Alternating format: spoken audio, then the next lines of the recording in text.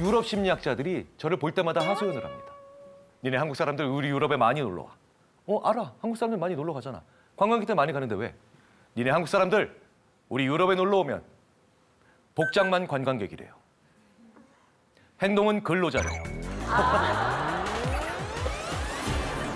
아니, 남의 나라에 놀러 온 사람들이 왜 도대체 새벽 4시 반에 일어나니? 심지어 유럽의 렌트카 업체 임원 한 분이 이런 얘기도 하셨죠. 일주일 동안 유럽에서 렌트카를 빌려서 평균 2,300km 운전하고 돌려주는 건 우리나라밖에 없고, 참고 삼아 서울, 부산이 420km. 유럽을 광폭 질주하고 있다는 얘기예요. 새벽 4시 반에 일어나서 자정까지. 근데 우리는 그렇게 놀아야 논 것 같아요. 논 것 같아요. 네. 근데 IQ 1등, 부지런함 1등, 우리를 누가 당하겠어요? 그럼에도 불구하고 제가 물어보죠. 야, 그래도 우리나라 사람 뭐 약점이 있지 않냐? 어느 민족이나 단점이 있잖아요. 그러면 이렇게 얘기해요. 이 질문 하나를 하면 전 세계에서 오히려 제일 지혜로운 게 아니라 제일 바보를 만들 수 있어. 이 질문이에요. 뭐 좋아하세요?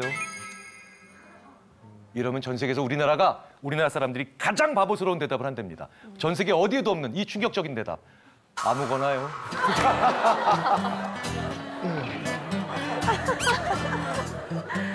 야, 뭐 드실래요? 아무거나요. 어디 가실래요? 아무 데나요. 더 웃긴 건요. 그 사람 뭐 좋아하세요? 이렇게 물으면 아무거나도 못 하잖아요.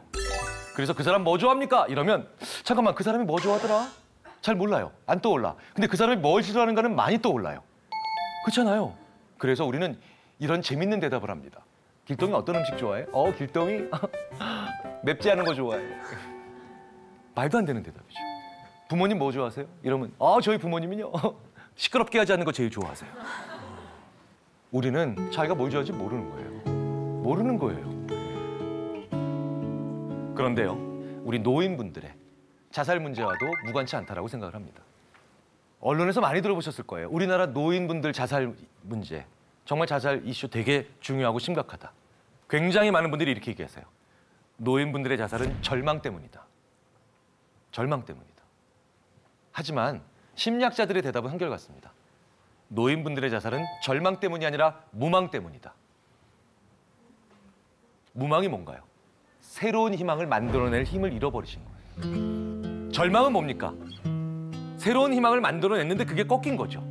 그러니까 절망에도 다시 희망을 만드시면 되는데 이제 새로운 희망을 만들어내실 수 없는 상태에 있는 분들이 무언가를 잃으시면 이제 다 끝난다는 겁니다.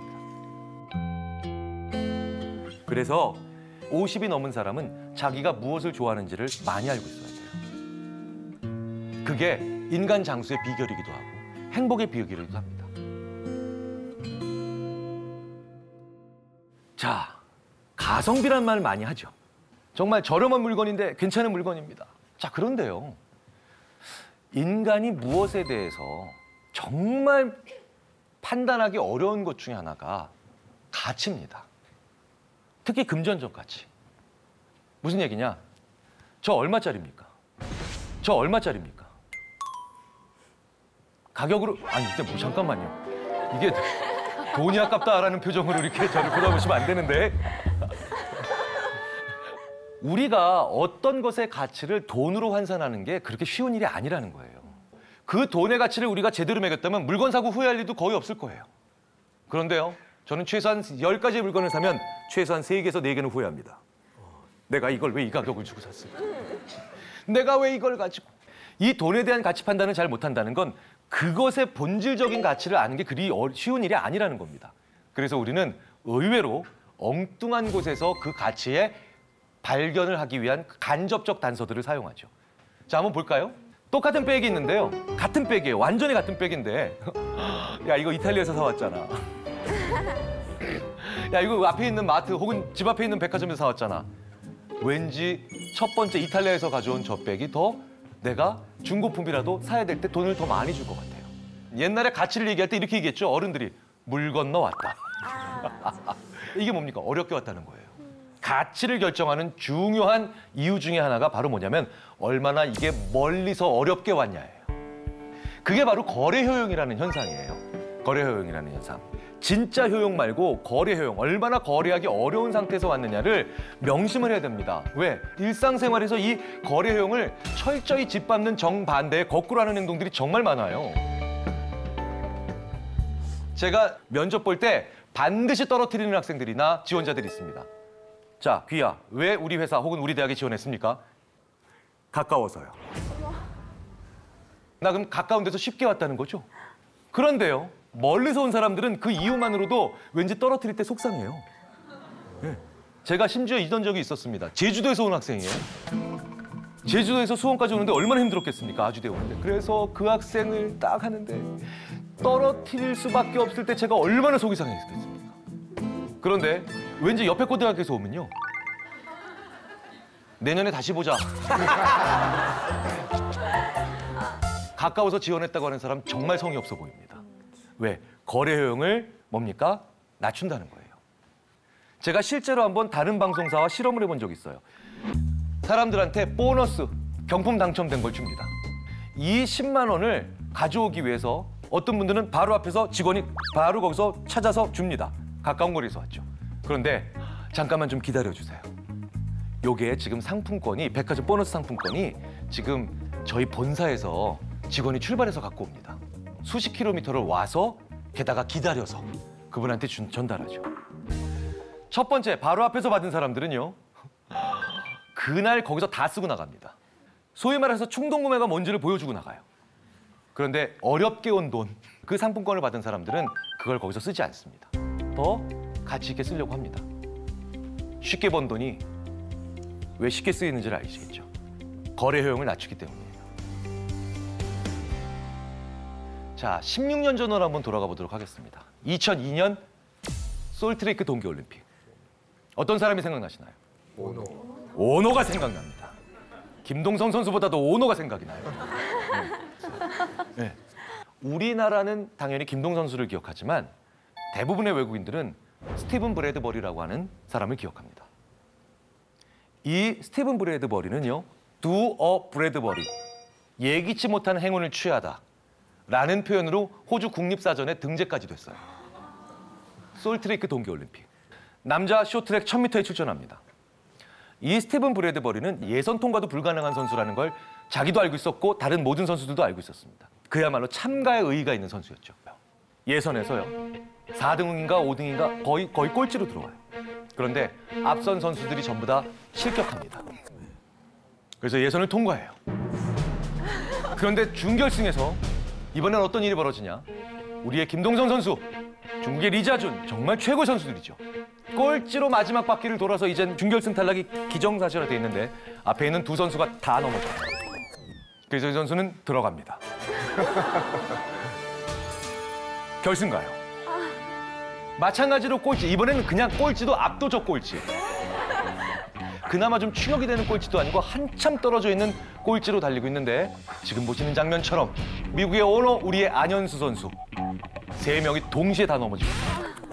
그때 조금이라도 가깝게 붙어갔다면 자기도 넘어졌겠지만 너무나도 차이가 많이 벌어져 있어서 이 선수는 하면서 들어가요. 호주 역사상 최초로 동계올림픽 금메달 수상자가 됩니다. 자, 엄청난 행운이죠. 자, 그런데 호주 사람들이 오히려 스티븐 브래드버리를 부끄러워하죠. 이거 실력으로 딴 금메달 아니라는 거죠. 그래서 펠리칸이 물어준 금메달이라고 하는 비아냥까지도 들어요.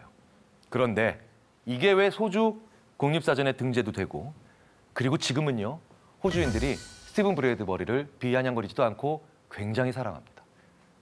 어떻게 이걸 바꿔줬을까요? 스티븐 브래드버리가 지난 12년 동안 이 쇼트트랙 역사상 가장 불행했던 선수였거든요. 그게 알려지기 시작한 거예요.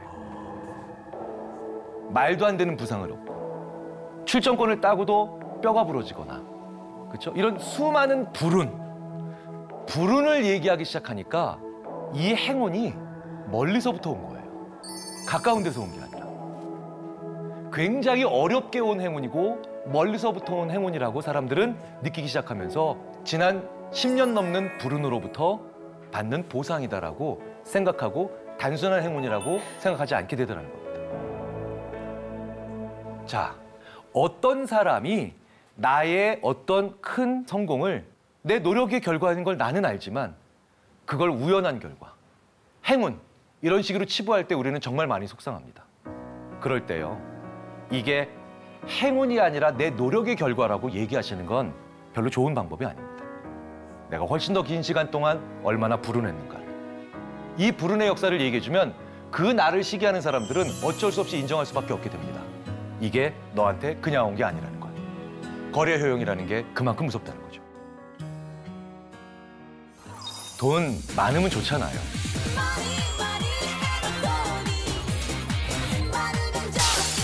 오히려 큰 돈이 역효과를 냅니다. 자기가 어디다 돈을 써야 되는지 모르기 때문에 어느 순간 보면 그냥 없어져 있어요.